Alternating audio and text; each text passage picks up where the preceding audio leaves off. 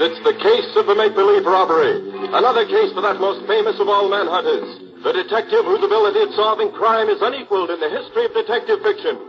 Nick Carter, Master Detective.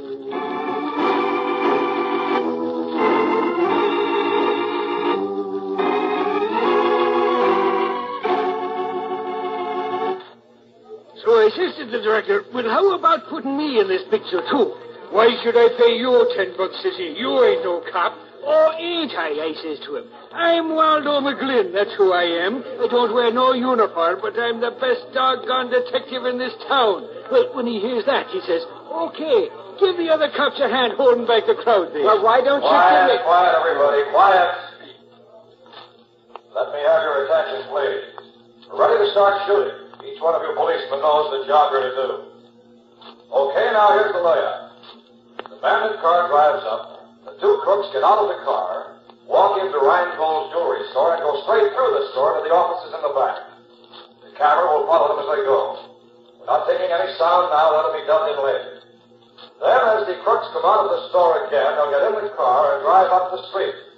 The sound truck and camera will follow them for some other shots later. Is that clear? You know what he means? Yeah, I know. All right, stand by. Everybody in the scene, act natural, please, and don't look at the camera.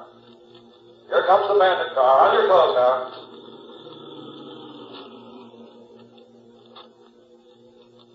All right, you two crooks, look around. Now walk into the store. Don't hurry. Now, straight down the main aisle to the rear. That's it. Now go into the office. You know what to do there. All right, now stand back. Don't shout. Take it easy, will you? Gee, McGlynn, this is exciting, being part of a real moving picture. Oh, I don't know. It's all right if you ain't never done it before. Have you ever been in a picture before? Have I been in a picture? That's what I said, have you? You know, this ain't a bad way to make $10, just standing around watching some other guys work. I bet you've never been in a picture. Hey, those were pistol shots. Come on. Hold it, you dope. Those were part of the moving picture, remember? Oh, yeah. I just wanted to find out what you'd do if... Who are you, kid? Look, when I was out in Hollywood, I used to be the top... The two bandits are coming back now. All right, you two, now just take it easy. Nobody's going to stop you. That's it. Now get into your car and drive off down the street. We'll follow you for the other seats. Now get going. We'll be right behind you. You policemen hold back the crowd until we get well down the street, and then you can let them go. You'll get your checks at headquarters tonight. Thanks, and so long. Well, that's that. Yeah, I sure wish I could make $10. Hey, what is it, lady? The cashier's been murdered. They shot him down. In cold blood. Take it easy, lady. He ain't dead. This was He just is dead, I tell you. Shot through the head. He's really dead.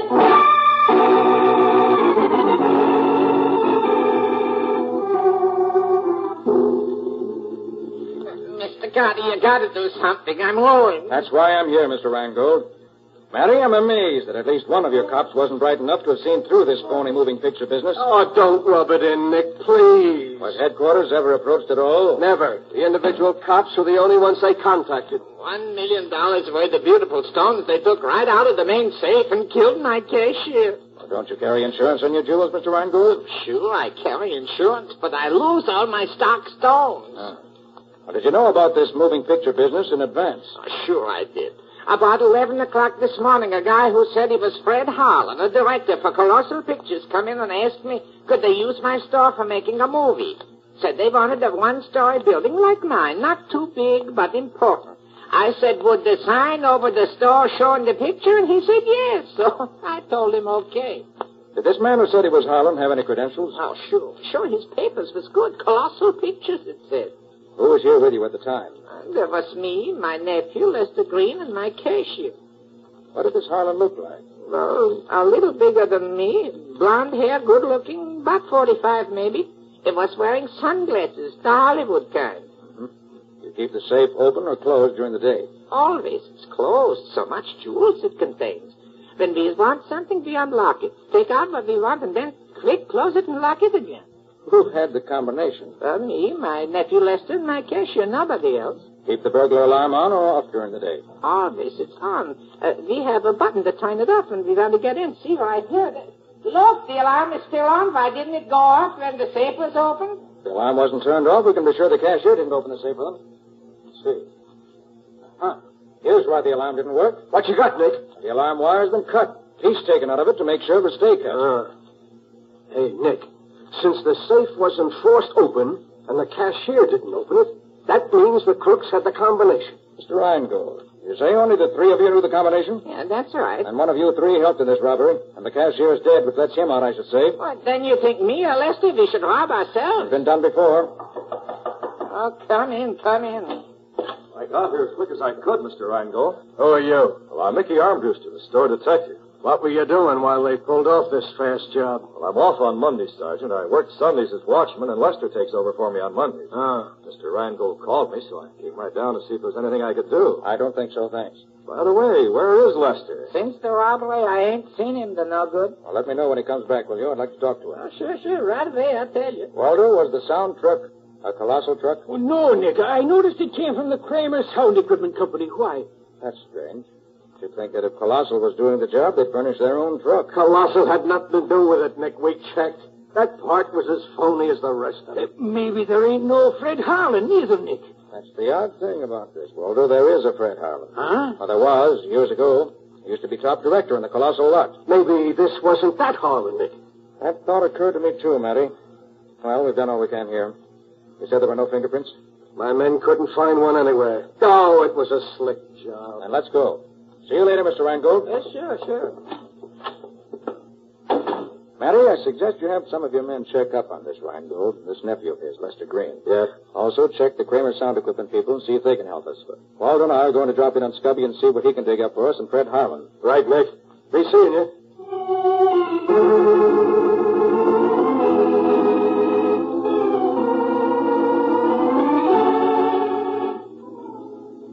Now, Mr. Kramer ain't here now.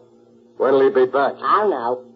Look, have you seen a fellow with blonde, wavy hair around here in the last couple of days? Blonde, wavy hair? Yeah. Wish my hair was wavy. I tried my sister's hair crown stuff, but it didn't do no good. Did you see that guy around? Maybe I should have wore a hairnet like she does. Look, dimwit, can you answer me a plain, simple question? Sure, well, go ahead. Ask me a question. Ask me a Look, has a guy with blonde, wavy hair been around here lately? The fellow directed the movie this noon had wavy hair. That's the one I mean. Have you seen him? Yeah, he was directing the crooks. And they shot off guns, and a woman came rushing out and yelled, "Murder!" But she didn't fool me. I'm too smart. Yeah, I'll see you. She said somebody'd been killed, but I knew better. A man was killed. That's why I'm... Fooled you, huh? Well, maybe you've never been to the movies. They shoot a guy, and blood runs all down his face, and he falls down. That's only ketchup. I read about it in a book. Why, you dumb half-witted dope. You ought to be... What are you doing here, Lonnie? Oh, I was just hanging around. Well, why don't you go home? I told you not to hang around the office. Hey, you Ted Kramer? Yes, sir, I am. What can I do for you? I'm Matheson, homicide. Oh. You seen a man with blonde, wavy hair around here recently? Oh, you must mean Fred Harlan, the movie director. Yeah, that's the one. Yeah, sure. He was in here yesterday. Hired my sound truck. He tell you anything about himself? Well, he said he was an old-time director and showed me his credentials. Said he was doing a job for Colossal, but they weren't furnishing the truck because the job was too small. He had to furnish the cameraman, too. Know who he was? Yeah, he's a friend of mine. I recommended him, and Harlan hired him. Darn good man, too. Does a lot of picture work. What did this Harlan look like? Oh, about 5'10", good-looking. Man of about 45, I'd say. Wore big Hollywood sunglasses. But it was raining yesterday. Yeah, I know. But you know these Hollywood nuts. All right. Did he tell you anything about the job he was going to do? Yeah, he did. He was all excited about it. Said he was just shooting a few scenes, but it would give him a chance to show that he was still a good director. Mm-hmm. Trying to make a comeback, he said. Your truck's not back yet, huh? No. He said he'd probably keep it all day. Well, okay. Thanks. See you later.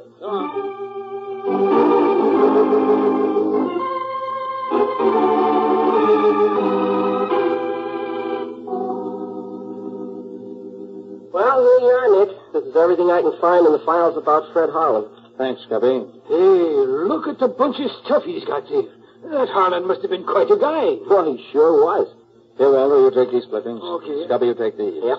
I'll go through these others. Okay. Oh, here's a picture of the guy, Nick. Oh, let me see. That's the guy, Nick. That's the lad who directed the movie this morning. Sure as you're a foot high. Yes? The date of this? Oh, taken 15 years ago. No change in his looks in 15 years?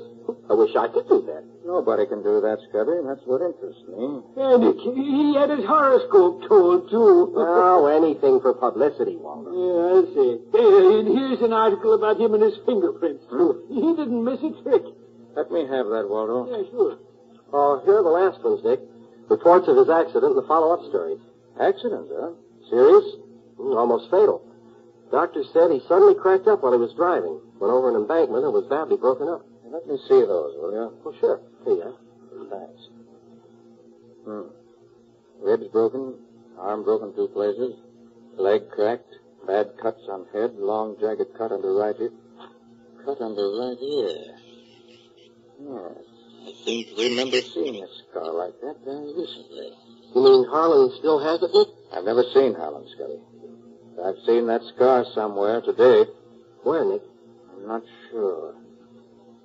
Spent months in the California Medical Hospital under the care of Dr. Edward Wilson. That all, Scotty? Yeah, that's all. He dropped out of sight after that. All right, thanks. That helps a lot. Now I'll call the office and see what's happened there. Then we'll look up Harlan himself if we can find his address. And if there is such a person...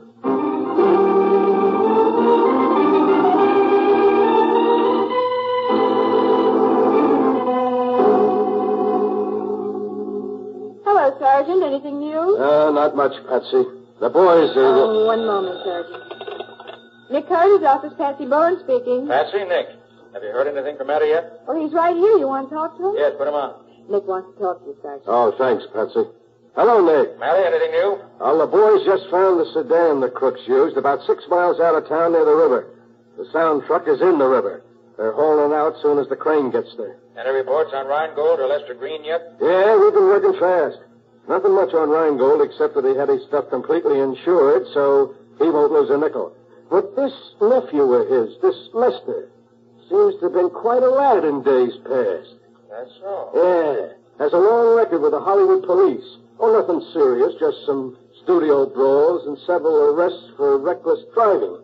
Lost his job at the studio because he was so wild. You mean he worked in the studio? Yeah, he was a bit actor for a while. Then he'd know the movie technique, wouldn't he? What? My golly, Nick. He sure would. Has he turned up yet? No, he hasn't. But we got the boys watching for him. Good. Going out to have a look at the truck when they get it out of the river? I'm on my way there now, yeah. Now take Patsy with you, will you? Why, sure. What do you want her to do? Put her on. I'll tell her. Okay. Here, Patsy, Nick wants you. Thanks. Yes, Nick? Patsy, listen. I want you to go with Matty. Get the license number of the crook's car so we can trace it. Uh-huh. Get copies of any fingerprints Matty finds and any other dope you can get. Bring them back to the office. All right, Nick. Call Dr. Wilson at... Carter here. I want to see Carter. Hold it, Nick. I'm sorry, but Mr. Carter's not in just now. Who are you, please? I'm Lester Green. Lester Green. Just the boy I want to see. Who are you? Sergeant Matheson, Homicide Bureau. Oh, so you're the guy. What the devil do you mean by telegraphing Hollywood? Checking up on me. We wanted to find out what kind of a guy you are. And we did. Oh, so I get into a couple of jams out there. What's that to you? Plenty. Right now? Well, I was just a kid when I was in Hollywood 6 years ago. I'm different now. Says you. You got into jams out there. Now you're in a jam here. Who says I'm in a jam? I do. You want a poke in the nose? Just one little poke, mister, and you'll find yourself behind bars. Okay, Nick, I'll take care of that. Bye. Now then, what do you know about the robbery of your uncle's store? The store? Yeah. Robbed? Yeah. When? Oh, I suppose you don't know nothing about it. Well, no, I don't. Huh? Well, then you won't mind answering a few questions for me, will you? Gosh, no. Well, that's better. Now, I gotta go out to have a look at that truck, so suppose you come along with me. On the way, you can tell me everything you've done since you got up this morning.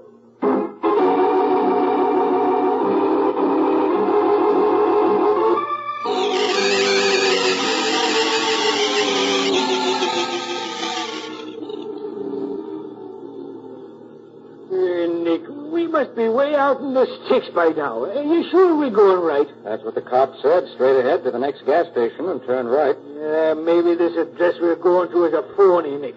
Just because Harlan gave it to the man he rented the sedan from, don't prove he really lives there. It doesn't prove he doesn't either.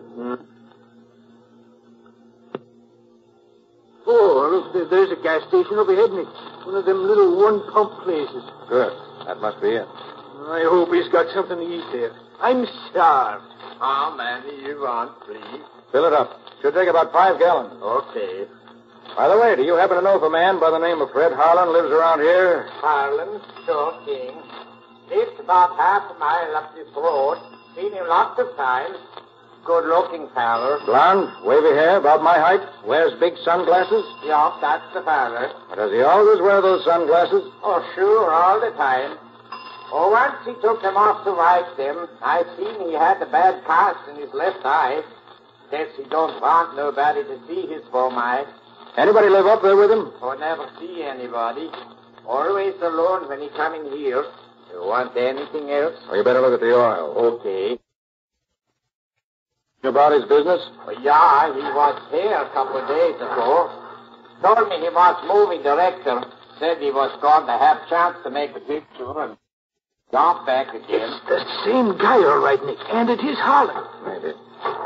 Have you seen him in the last few hours? No. He went out of here this morning early.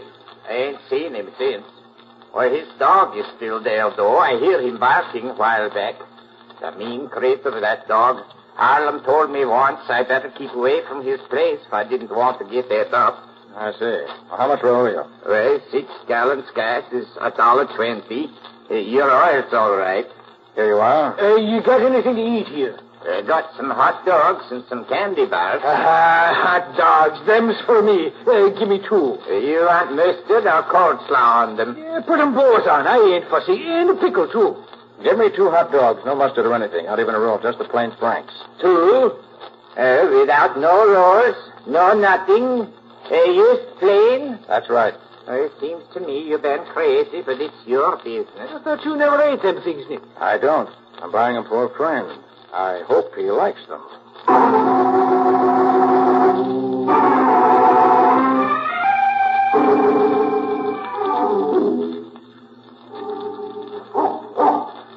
Hey, Nick, it's almost dark here under these trees. Yeah. It isn't a very attractive place Harlan lives in. That must be the dog you told us about. Yeah, the dog. I hope he don't decide to take a bite out of my leg. Well, if my plan goes right, Walter, this dog won't take a bite out of either of us. Now, let's see if Harlan is home.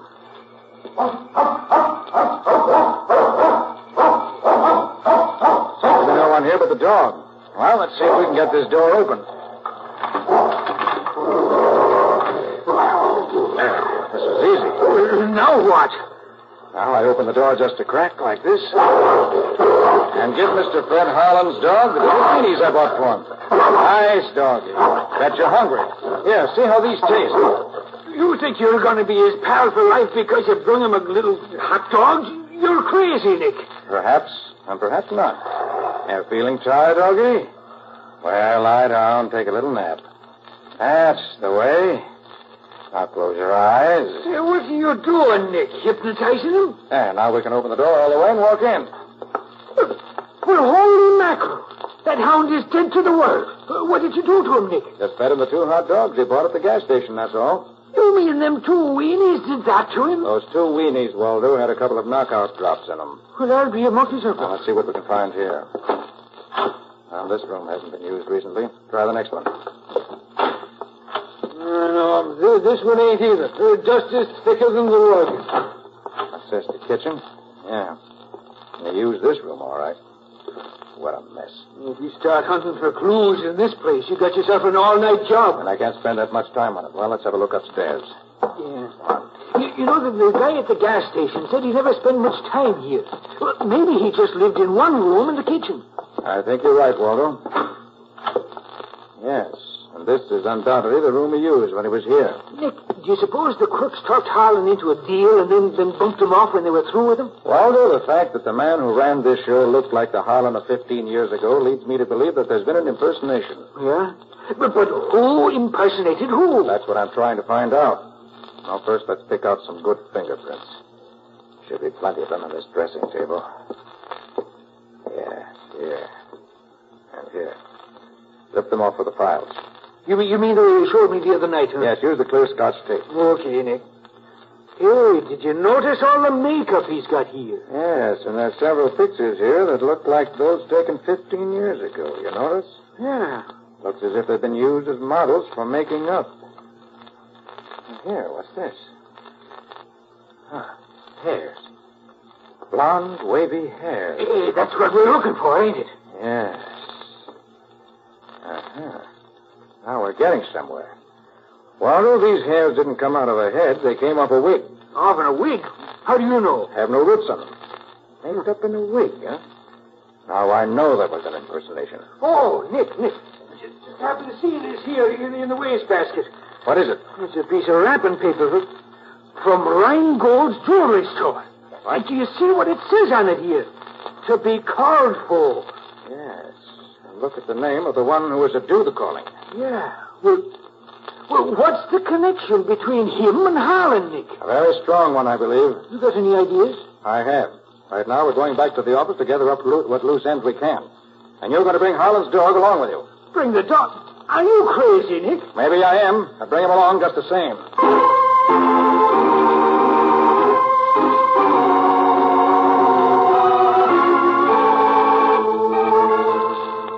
And when they hauled the truck up out of the river, they found this megaphone in it. And it has fingerprints on it. You mean the water didn't wash them off? Water doesn't hurt prints, Waldo. Patsy, did you get a picture of them? Uh-huh. Sergeant Matheson gave me one. Here. Now, where did I put that news picture? Ah, yes, here it is. Now, let's see. Ah. The prints on the megaphone match the picture of Harlan's prints exactly. Then, by golly, Nick, it was the original Harlan who did the job. Is that good or bad, Nick? Anything that helps solve the case is good, Patsy. And if Harlan himself did it, it's certainly one step nearer the end.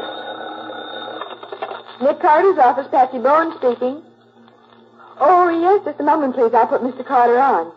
And Nick, it's Dr. Wilson of the California Hospital. He's the one who treated Harlan after his accident. Oh, yes. Hello, Dr. Wilson. Yes. Uh-huh. I see. Wouldn't have recognized him, huh? Yes, of course. Well, Doctor, do you know where he went after he left the hospital? Oh, he did?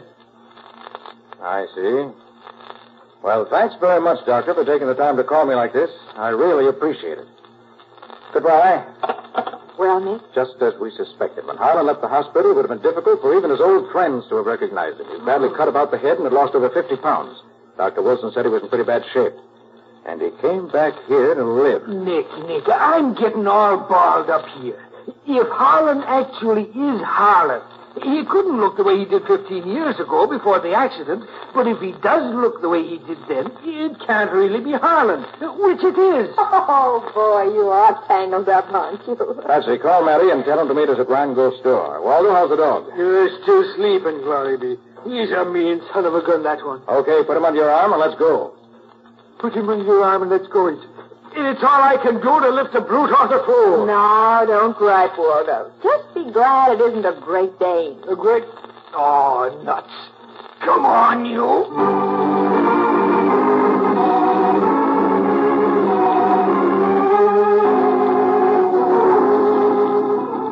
Hi, Matty. Hello, Nick. Ah, so you brought Lester, too, huh? Excellent. Yep, I thought we might as well all be here for the fireworks. So, Mr. Carter, you got news for us, yes? I have, Mr. Rheingold.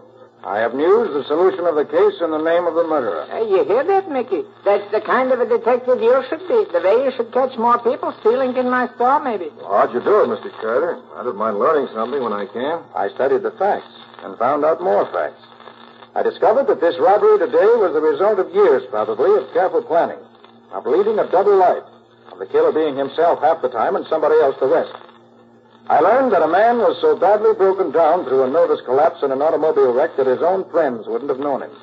And he traded on that fact, got himself a job of trust and confidence. In fact, he became an employee of a jewelry store. He was a store detective. Well, what do you know about Carter, Waldo? Are you insinuating that? I'm insinuating nothing. I'm giving facts. You got yourself this job here, watched and schemed and planned, and when you were ready, pulled this phony movie setup and robbed the safe. That's hard to believe, Nick. Have you got proof? Waldo, let the dog in. Okay, Nick. I'm glad I am to do it. Hey, what's all this, Nick? Why the dog act? That dog belongs to Harlan. He also belongs to Mickey, as you can see by the way he greets him. For a while, I thought somebody impersonating Harlan had done this robbery, but I finally realized that the man who impersonated Harlan was Harlan himself, now known as Mickey Armbruster. Well, man, mixed up. You got more proof than a dog, Mr. Carter? I have. When Matty takes Mickey's fingerprints, he'll find that they match these prints of Harlan's I found in a newspaper. And they'll match the prints found on the megaphone the phony movie director used. And you'll find Mickey knew the combination of the safe also. It took time to get it, but he was in no hurry.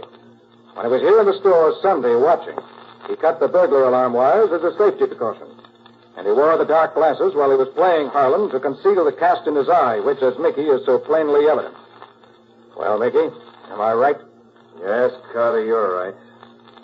Thought my plan was foolproof. That by impersonating myself as I looked 15 years ago, I'd throw you all off the track. My jewels, Mickey, you bum, they're my jewels. Why, you'll never see them. My pals will take care of me when the time comes. Who'll work with you, Mickey? You don't really expect me to tell you that, do you? They're friends of mine. I'm going to need friends before this is over. You don't have to tell us who they are, Mickey. We'll find them without your help. As a movie director, you should know better than to take moving pictures of your pals and then not destroy the film. That's the best evidence in the world. The camera was on the sound truck when we drove it into the river. It was, but it just happens that the camera was watertight and the film is still good. It's being developed right now. And when we get a look at it, we'll be able to pick up your pals and recover all of Rheingold's jewelry. The movie you were making may have been a phony, but the film you took was real. And your conviction is going to be real, too. You can depend on that.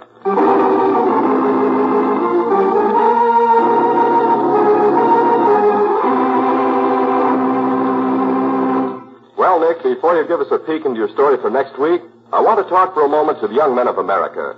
You know, it is no longer true, if it ever was, that men join the Army only if they can't get jobs anywhere else, or if they're not fitted for some other job, or if they're too lazy to look for one. The new American Army of today is a compact, carefully chosen group of skilled technicians with brains and ability. Young men seeking to enter the Army today must be able to understand and profit by technical training that is second to none. The skills that the men in the new American Army acquire, no matter what branch of the service they may be in, equals and often exceeds that demanded by many of the best-paid civilian trades. You can do no better for yourself and your country than to join the new American Army and become an informed technician in at least one of the many specialized fields offered. Excellent advice, Ken. Well, Nick, what about your story next week? Well, next week, Ken, I'm going to tell you about an adventure I had recently when an explosion of unknown origin burned down a warehouse. An alarm clock missing from an ex-soldier's trailer proved that the fire was incendiary. And a bit of green paint on a crowbar led us directly to the firebug himself. Who wasn't a firebug at all, but a crook who wanted to get rid of some very incriminating evidence. What do you call this story, Nick? I call it The Case of the Missing Alarm Clock.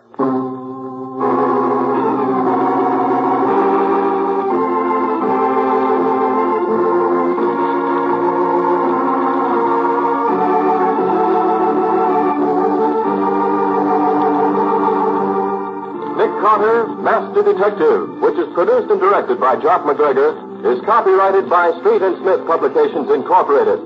Pictured stories of Nick Carter appear in every issue of the Shadow Comics. In the broadcasts of Nick Carter, Master Detective, Lon Clark is starred as Nick, Charlotte Manson is featured as Patsy, Matty is played by Ed Latimer, Waldo by Humphrey Davis, and Stubby by John Kane. Original music is played by George Wright. Script is by Jock MacGregor and Peggy Mayer. Any resemblance in these programs to actual persons, living or dead, or to actual places is purely coincidental. Nick Carter, Master Detective, is presented over most of these mutual stations each week at the same time. This is Ken Powell saying so long until next week.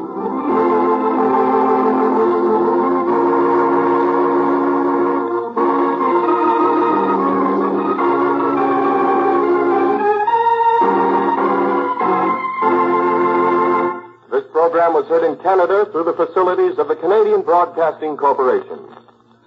This is the Mutual Broadcasting System.